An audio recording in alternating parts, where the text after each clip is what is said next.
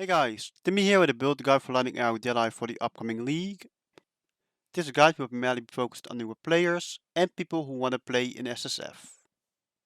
Lightning Arrow has been my favorite build for almost a year at this point, primarily due to the fact that you can clear maps super fast even early into the league. While this build is not amazing at bossing, it's more than capable of doing either Exarch, Shaper and Elder early in SSF League. Although, now that Vendor Cascade's been nerfed, your single target damage is not going to be too great. For clear, we can primarily focus on Lightning Arrow. You can also choose to focus on Pierce or Chain, depending on your personal preference. We'll also use Frenzy, Mana Forced Arrows, Power Charge on Crit, and either Culling Strike or Ensnaring Arrow. For single target, we'll simply be using Artillery Ballista with Focus Ballista. For mobility, we'll use Blink Arrow and Frost Blink. For auras, we go with Precision and Arrogance support, and you can also choose any of these auras depending on your personal preference. And a bit of a disclaimer, this build can be a bit squishy, so if you feel like you're dying a bit too much for your liking, you can unspec some damage nodes and put them into life nodes. This build guide will cover 4 separate stages, namely leveling, pre-crit, crit and omniscience. So let's talk about leveling first. While leveling, you want to be identifying as many rare bows as you can to potentially get a good upgrade. On bows, you're looking for flat elemental damage and attack speed. If you want to craft your own bow with essences, you can use an essence of hatred, anger or wrath on a short, grove or ticket bow. Alternatively, you could also go for a royal, highborn or imperial bow. For quivers, you want to be looking out for a shot arrow quiver so you can get life gun on hit, so you can be a lot more aggressive in your playstyle. You can also get the higher each bite unique quiver if you sell a normal shark tooth, chance orb, rare onyx amulet and a rain of arrows with quality on it. For jewelry, you want to get a heavy belt, lapis amulet and tombstone rings. On the rank of your gear, you want to get resistances and good sockets. So, for actually leveling, we can pretty much go with anything until level 12. I personally prefer Caustic Arrow, but you can also go with Galvanic Arrow, Split Arrow, Ice Shot, or even any other skill. In any case though, you want to be getting Pierce and Mirage Archer, and can provide you with a massive boost to your overall clear speed. For bosses, or literally just Brutus, you can simply use Burning Arrow. At level 4, we'll pick up Mirage Archer, Dash, and Shrapnel Ballista as our quest rewards. We'll also buy Frostblink, Sniper's Mark, and Pierce. If you have a transportation at this point, you could also buy a Lapis Amulet for later. At the lower prison, we can pick up added cold damage, and maybe also a heavy belt if they're available. And a bit of a tip, you could use Burning Arrow, added cold damage, and Shrapnel Ballista against Brutus. At this point, we could use Blink Arrow and Frost Blink, which we will keep throughout the entire game. Depending on your personal preference, you could either go for Rain of Arrows or Lightning Arrow at level 12.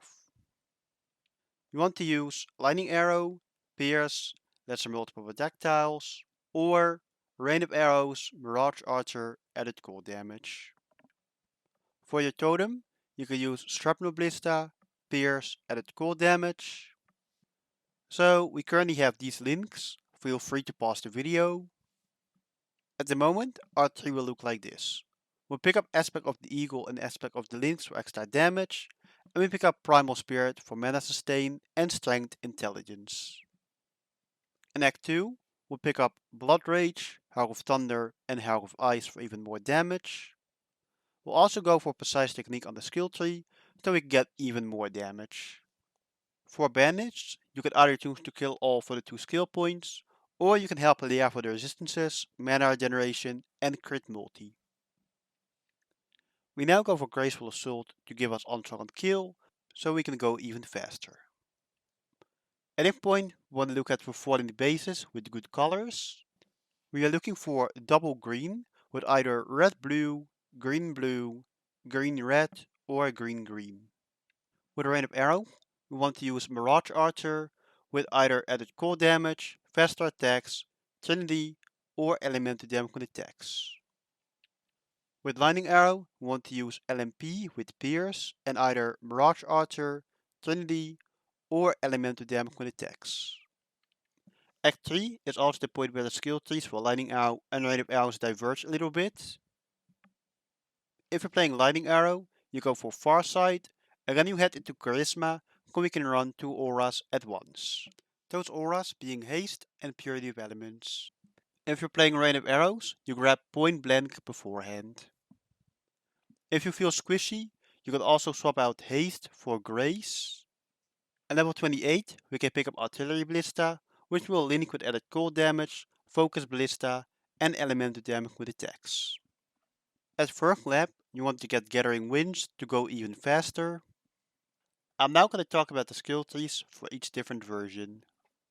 If you ever feel like you need more resistances, you can always grab Weathered Hunter or a Survivalist on the skill tree.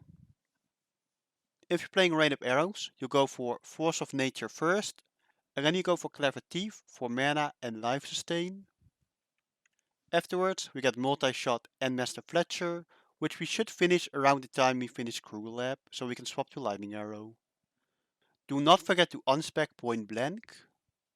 If you're playing Lightning Arrow, we go for mana on hit, and then we go for Master Fletcher and Multi-Shot, as well as the Pierce nodes, unless you want to go for Chain over Pierce. We'll also grab Force of Nature for more damage, and we can also pick up Clever Thief so we can refund the mana gain on hit nodes. For your second lab, you'll either pick up Ricochet or Farshot, depending on your personal preference. At this point, your skill trees should look like this, and we can now start picking up some life nodes. We'll start by taking Herbalism and Intuition. Afterwards, we take Quick Step, Blood Drinker, Thick Skin, and Revenge of the Hunted. For Merc Lab, we get Endless Munitions, so we can get 2 additional projectiles. When entering maps, the skill tree should look like this. If you want to be able to run reflect maps, you can take Primeval Form with the Mastery, along with the Yugal Pantheon. For early maps, we can pick up more spell suppression nodes. Now, let's go over crafting your early mapping gear.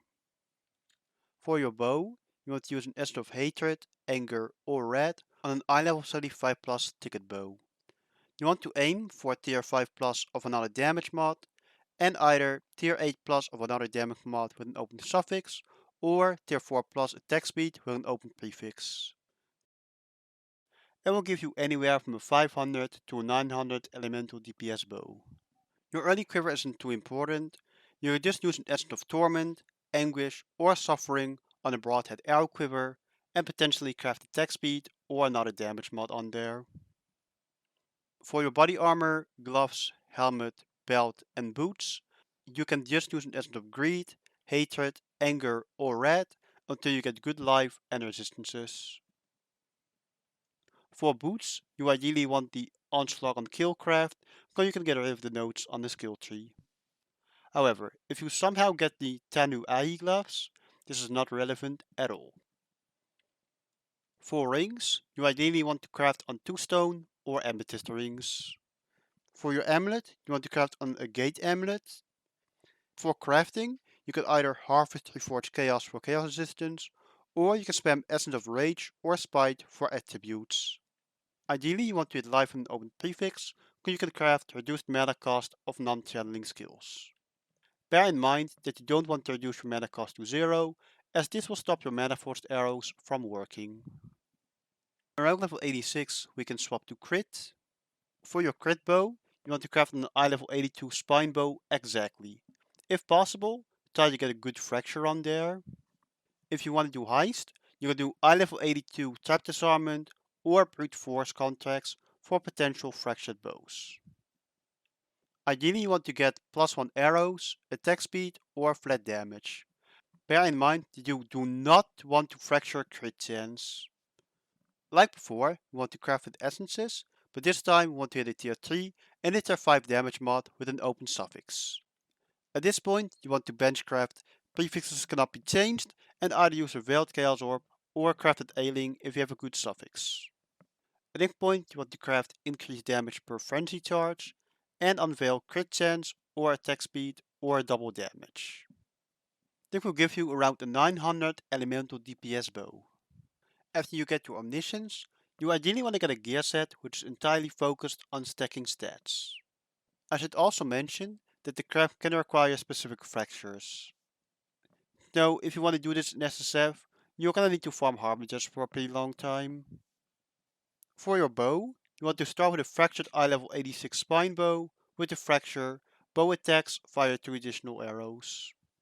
Once you have your base, you want to essence spam until you hit at least another tier 3 damage mod and an open prefix and an open suffix. Then you want to craft prefixes cannot be changed and harvest to remove at either fire, cold or lightning.